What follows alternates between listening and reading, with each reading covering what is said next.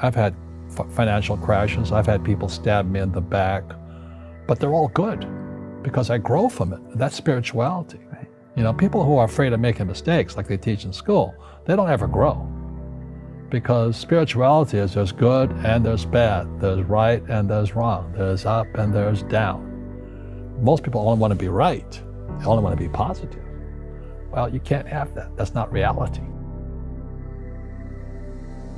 Well, I wasn't poor by most people's standards, but I came from a family with a poor attitude, if you know what I mean. Because rich, poor, middle class, poverty starts with a fundamental attitude.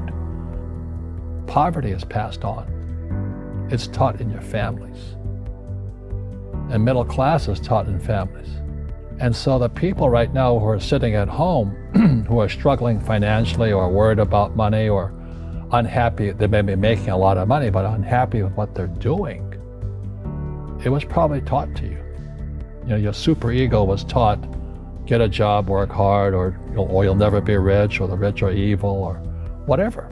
The school system will never teach you about money. The school system was designed to teach you to be an employee, which is important, or a doctor or a lawyer, a specialist, but never about money.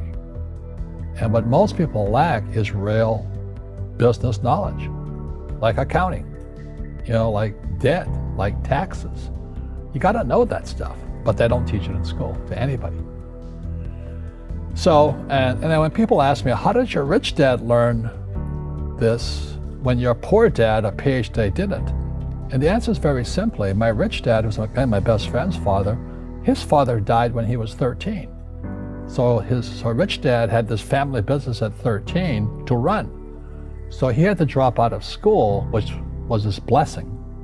You know, there's blessings, and you know, sometimes the blessing doesn't look like a blessing, but it turned out to be a blessing.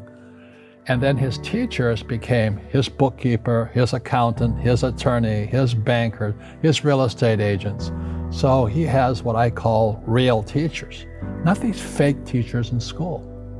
You see, most teachers in school, they're out of ethics. They teach subjects they themselves don't practice.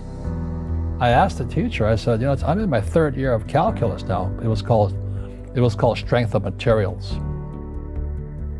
I said, am I ever going to use this stuff? He goes, no. You know, I said, why do you teach it? He says, because I get paid. I said, do you ever use it? He goes, no. And that's why, you know, you have to, in life, one of the things I suggest to people, you got to find a real teacher versus a fake teacher. And a fake teacher is somebody who doesn't do what they teach. And a real teacher is doing what they teach every day. So my accountants, my attorneys, they're in it every single day. That's how I learn, because every day I'm solving problems in my business. So I have accountants and attorneys and bankers and all these people on speed dial because I'm solving problems with my team. I see you giving this knowledge out, and yeah. Do the rich people cringe and say, don't tell them that, Rob? Yes. Don't tell people what you know. Right. Keep them poor. But, you know, unfortunately, the poor, as was in the Bible, I'm not real religious, the poor will always be amongst us because it starts up here. Right, it's that fear mentality. It's in their words, you know, and the words become flesh. Again, I'm not really religious. I flunked out of Sunday school also. But when they say I can't afford it or I can't do that, they go down. They become what they say. My PhD dad, he says, what do you think I am, made of money? I can't afford that. And my rich dad would say, that's why he's poor. Poor people say, I can't afford it, I can't do that, I don't have time. Because it's an escape. It's an escape, you know what I mean? It's easy to say, I can't afford it. And your rich dad used to say what instead of, I can't afford it? How can I afford it?